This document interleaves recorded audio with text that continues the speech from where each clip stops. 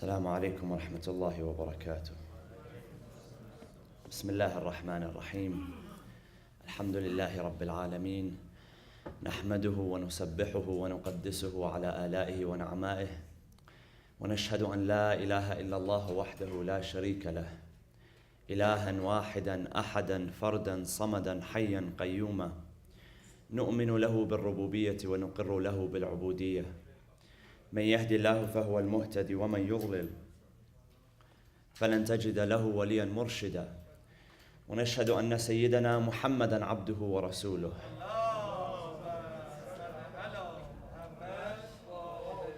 أرسله بالهدى ودين الحق ليظهره على الدين كله. اللهم صل وسلم وزد وبارك وترحم على محمد وآل محمد كما صليت وسلمت وباركت وترحمت على إبراهيم وآل إبراهيم في العالمين إنك حميد مجيد.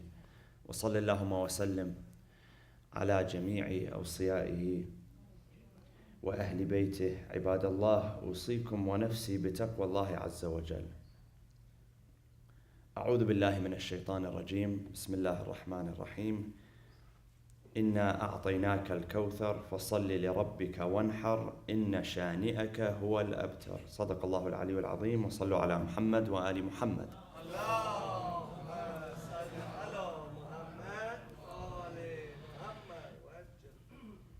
Chapter 108 of the Quran, Surah Al-Kawthar, the shortest chapter of the Quran, is said to have been revealed in the city of Medina. And it is a reply prompted by a statement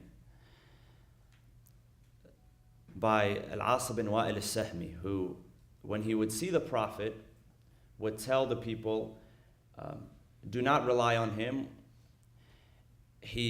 And a specific term that he used to describe the Prophet was abtar. Abtar in the Arabic language refers to one who is cut off.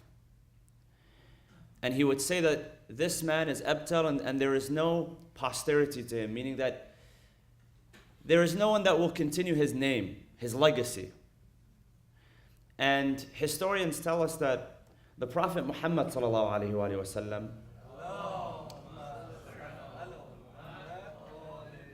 had about 3 sons, all of them who died when they were toddlers. So one of them was, you had the 2 brothers, Qasim and Abdullah, who were the sons of Khadija, and you had Ibrahim, who was the son of Maria al-Qibtiyya. And so all of them had passed away. And I mean, you can imagine someone making that kind of statement about the Prophet is adding insult to injury. It was not enough that the Prophet had lost his children, but that someone came to insult him by saying that not only did he lose, but with that he has lost his legacy. And so the response of Allah subhanahu wa ta'ala through this chapter, through these 3 verses, the response is meaningful in that it addresses a number of things. One is that, first of all, the Prophet's legacy has not stopped. We have given him Kawthar, which means an abundance of good. Now, what is that abundance of good? There are different interpretations of what that specific abundance of good means. And number 2, your legacy is not determined just by your children or by the assets that you leave behind.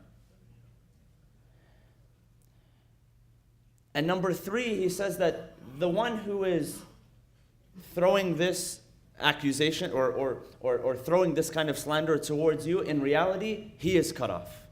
And he will not be remembered. He will have no posterity. He will have no legacy. And so one tradition tells us that it in fact did come as a response. Another tradition tells us that one day the Prophet woke up and he was in a very joyous mood. He was very happy. And so the companions asked him about that. And his response is that God revealed to me that he has blessed me with an abundance of good. So what the Quran is talking about here isn't that you cannot have children or you cannot have wealth. But what it's trying to say is that believing that the only legacy that you have is solely through producing children or making money, that's the wrong mindset. Now, those things certainly God has created for us to enjoy. They are the adornment of this world. And the fact that they are the adornment of this world does not mean that you cannot enjoy it at all. Al-malu wal-banun zinatul hayatud dunya. But the measure of success, the measure of legacy, is not determined by the amount of children or the amount of money that you have. You know, in some countries, it's until today, a sign of prosperity is how many children you can have, how many children you can produce. That mentality still exists in some places, and you know, it's interesting because there's an insistence on quantity without quality. So just produce children, have as many as you can. And the point that we learn from this chapter is it's not about the number. In fact, out of the Prophet's children, the only child that did live after the Prophet, from the Prophet's biological children, is Fatima Zahra alayhi salam. And even with her, it was, according to some narrations, 75 days, according to some narrations, 95 days. But the legacy of the Prophet continued nonetheless. And so his life was truly an example of what this verse is teaching. And what this verse is talking about is man's obsession with perpetuity. Is that we have an obsession to have something that will live beyond us. And that sort of manifests itself in different ways. You know, there was a psychologist who wrote an article attempting to explain how terrorist organizations motivate young men and women to join their ranks, especially young men. So one of the things that he was saying was that, look, it's not all physical. Some of it's very psychological as well. Because you're given a weapon, and you're able to use that weapon whenever you want. You're given a title, and the way that they reward young men is by giving them slave girls and concubines. And that's not only to fulfill and this was his perspective, writing as a psychologist, it's not only to fulfill a physical desire, but it's also to fulfill a psychological desire. Because what that translates to is the perpetuity of your genes into the future. The way that they reward them. So understanding, you know, and the effect that man wants to have in the future. So it's not necessarily wrong to want to leave behind something for the future. You know, it's interesting. Just this morning, I was reading an article, and it was actually an interview with Bill Gates. And every year for the past 10 years, he's been writing a letter, and he puts out that letter on his website, explaining why him and his wife chose philanthropy. One of the biggest philanthropic organizations in the world is the Bill and Melinda Gates Foundation.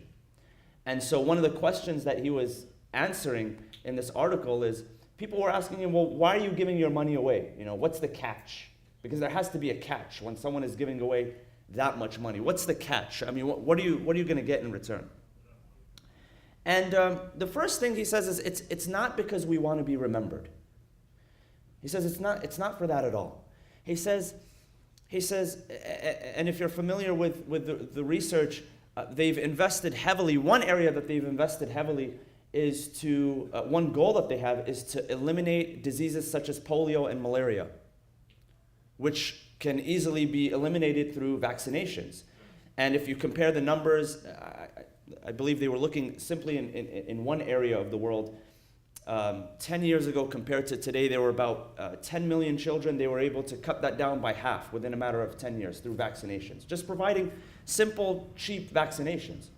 So he said, what our goal is that to imagine a world where diseases like polio and malaria do not exist. And we can create that world. And the fact that, having what we put forth being involved as a part of that, that's one thing that we seek. And the second part, he says it's fun. He says it's fun because I get to sit with people, scientists and doctors, and people that work in different fields in medicine and science and technology, and they get to inform me on what they're doing.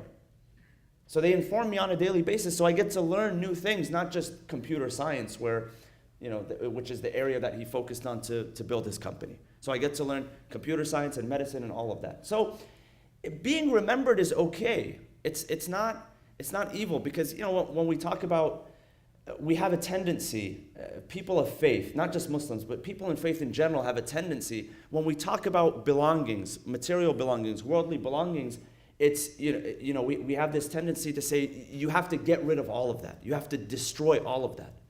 And there's absolutely nothing that you can leave behind. And we look at examples of the Prophet and some of the members of the Ahlul Bayt. And for instance, you look at the example of Khadija and how she came from wealth and she had wealth, but by the time that she passed on to the next life, there was not even enough money to purchase the kafan, which was the cloth, the shroud to wrap her body. And then we incorrectly think that that's how you have to depart this world. And so sometimes we're tough on ourselves and tough on our families, but that's not the point. The point is that when it comes to legacy and when it comes to remembrance, you place value on the things that actually matter. And that was the reply that God was giving to the Prophet and the community of the Prophet. That what this man is looking at is how he's determining legacy is by two things: children and money. And since the Prophet didn't have any children that survived him, and he didn't have a lot of money, then he won't be remembered. So leave him alone and abandon him, and eventually his memory is going to die out.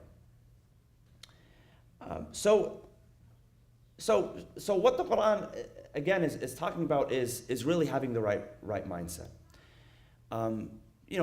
Not that you cannot be remembered, you should not be remembered, or you should not do something to be remembered after your life. In fact, being remembered is a core part of who we are as human beings.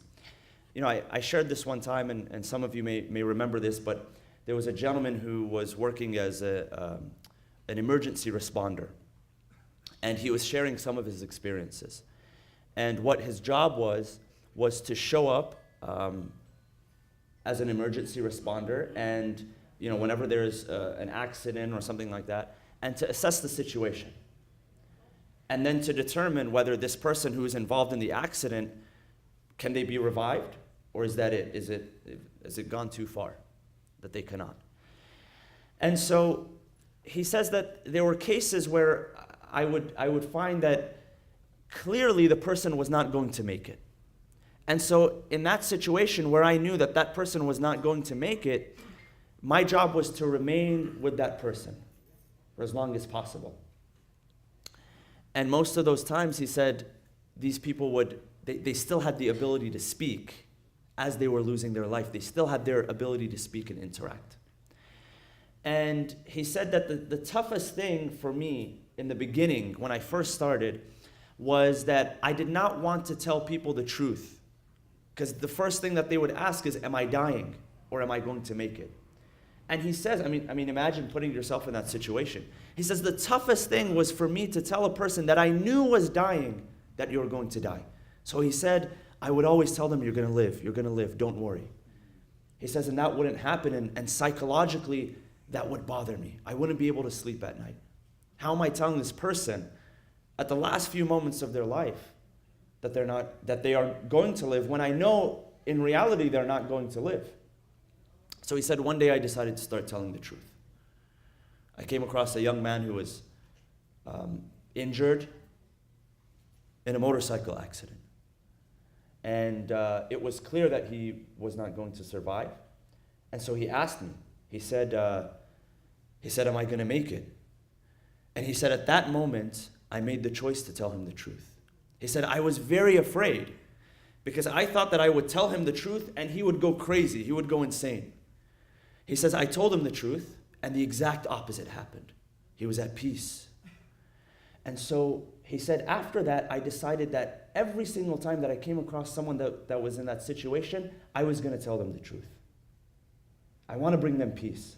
I don't want to have to lie to them and then for me to live with that guilt later on. And so he started telling the truth all the time. And he said, when I started telling the truth, people started revealing things. I started learning things about what people want at the end of their life. And he started talking about different trends. One is that they wanted to feel like the work that they did was meaningful. And one author that writes about this is Viktor Frankl, the author of the book Man's Search for Meaning. He talks about how, and this is a man who is a psychiatrist who survived the Holocaust. And so when he came out of the Holocaust, he wrote about some of the things that he learned while he was in the concentration camp, some of the things that he observed, and how most of the people that were doomed were not the ones that didn't have better access to food, because everybody had the same access to the same food. It was the people who gave up. It was the people who would trade their food, which they needed, they would trade their food for cigarettes. He said, when we saw a guy smoking cigarettes, that means that he's given up. That cigarettes are more important to him than food, and that food is what can keep you going in those situations. So based on his observations, he comes out and he develops this entire field of therapy called logotherapy. And he starts to talk to people about very existential things. And so he talks about finding meaning and finding purpose in life. And so this emergency responder, he says, one of the trends that I noticed when I started telling the people the truth and they started opening up to me is that they wanted to be remembered. They just wanted to be remembered. He says, I came to a lady who I had never met before in my life. This is the first time she's meeting me at the end of her life. And the question that she asked him is, will you remember me? Imagine. I mean, it's weird to walk up to someone today in the street and say, hey, are you going to remember me? Meeting him for the first time. Or maybe you sit next to him on a plane and after an hour you say, hey, you're going to remember me? But she asked him, are you going to remember me? Why? Because she's finally in that situation where she can reveal what's truly inside of her. So remembrance is a part of who we are. But what the Quran is saying in this verse is remembrance and legacy, you should take into consideration that it's not all about the money that you leave behind and the children that you leave behind. And surely, if you examine the life of the Prophet, all of his children passed away during his life. One remained after and passed away only a few months later. He didn't leave a whole lot of money behind. Narrations tell us that, in fact, he owed people money because he would borrow and he would help people. But the Quran says, إِنَّا أَعْطَيْنَاكَ الْكَوْثَرَ فَصَلِّ لِرَبِّكَ وَانْحَرْ. We've given you Kawthar, which is an abundance of good. So one narration, just to describe, one narration refers to the Kawthar as a pond or a river in the heaven. And it's gifted to the Prophet. And on the Day of Judgment, those who are entering the paradise, the Prophet gives them a cup of this water and quenches their thirst. And so one description in the following, it says, the Kawthar is a river in the garden whose banks are of gold, and it flows over pearls and rubies. Its scent is finer than musk, and its water is sweeter than honey, and it's whiter than milk. Some of you are salivating over this. It's a good sign. That's the gift that Allah subhanahu wa ta'ala says I've given to the Prophet. Something so unique I haven't given to anybody else.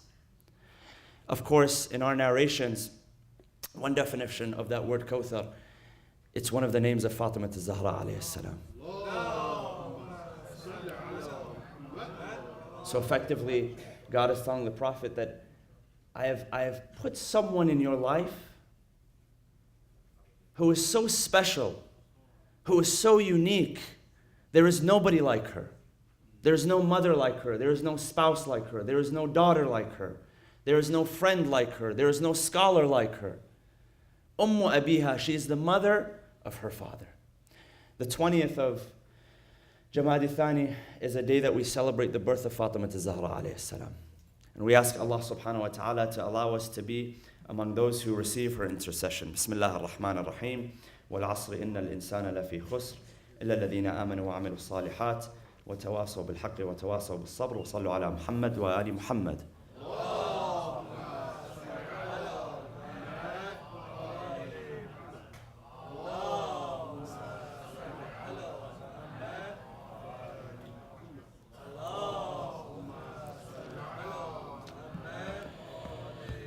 بسم الله الرحمن الرحيم الحمد لله رب العالمين نحمده ونسبحه ونقدسه على آلائه ونعمائه ونشهد أن لا إله إلا الله وحده لا شريك له ونشهد أن سيدنا محمدا عبده ورسوله اللهم صل وسلم وزد وبارك وترحم على محمد وآل محمد كما صليت وسلمت وباركت وترحمت على إبراهيم وآل إبراهيم في العالمين إنك حميد مجيد وصل اللهم وسلم على أوصيائه وخلفائه وعترته علي أمير المؤمنين وقائد الغر المحجلين وعلى البضعة الطاهرة فاطمة الزهراء سيدة نساء العالمين وعلى سبطي نبي الرحمة وسيدي شباب أهل الجنة الحسن والحسين وعلى علي بن الحسين ومحمد بن علي وجعفر بن محمد وموسى بن جعفر وعلي بن موسى ومحمد بن علي وعلي بن محمد والحسن بن علي والخلف الهادي المهدي عجل الله تعالى فرجه وسهل مخرجه وجعلنا من أنصاره وأعوانه عباد الله أوصيكم ونفسي بتقوى الله عز وجل. Allama al-Majlisi mentions in his chapter on the merits of Fatima Zahra alayhi salam, he says the following. He begins with her birth. And he says that when Khadija al-Kubra alayhi salam was carrying Fatima in her womb, that the women of Mecca had abandoned her. They had excommunicated her because she had initially gone against their advice. Why? I mean, they had certain expectations. You know, sometimes people have certain expectations, and when you do the right thing, sometimes when you do the wrong thing, you disappoint them, but sometimes when you do the right thing, you also agitate and disappoint some people. And so they did not expect her to marry the Prophet. Why? Because she was a woman who came from wealth, and he was not a man who came from wealth, no, financially. She was not orphaned. He was an orphan. And so for them, it didn't make sense and it didn't match. And for them, they said that if you do decide to marry him, then forget about our relationship. But she did the thing that was right. So she married the Prophet. And the narration says that when she was carrying Fatima in her womb, the Prophet would hear her speaking. And he would come to the room. And he would say to her, Khadija, who are you speaking with? There's nobody here. And her reply, the narration says that her reply was that I hear the baby in my womb speaking to me. And I'm replying to it, I am speaking to it. And so continues, the narration continues, and it says that when it came time for her to actually give birth, when the pangs of labor, when she began to feel that pain, she went to them again, the woman, in time of dire need. And again they said, no, we won't help you. Not only did they X her out, but they threatened anybody who would associate with her that they would X her out. And at that time that she needed them the most, they turned away from her again. And so the narration tells us that to help her during that time, Allah subhanahu wa ta'ala sent 4 women. And those are Sayyidat Nisa al-Alameen, the ones that are mentioned in the Quran. Maryam alayhi salam and Asiya. One narration says the sister of Musa. Another says the mother of Musa, in order to help her with that childbirth. And that she was born, and that when she was born, a light emerged that illuminated all of the city of Mecca. And so the point is that yes, her birth, in which we celebrate, was a very blessed birth. But it happened under unfortunate circumstance, and that her mother had to pay that price. Sometimes when God rewards us with something, we have to pay a price first in order to receive that reward. That's definitely the example that we have from the life of the Prophet himself. That's the example that we have from the life of Khadija, and that's also also the example that we have from the life of Fatima Zahra alayhi salam. So we ask Allah subhanahu wa ta'ala again to allow us to be among the recipients of her shafa'ah, her intercession. And we send our congratulations to all of those who are celebrating this auspicious occasion, inshallah.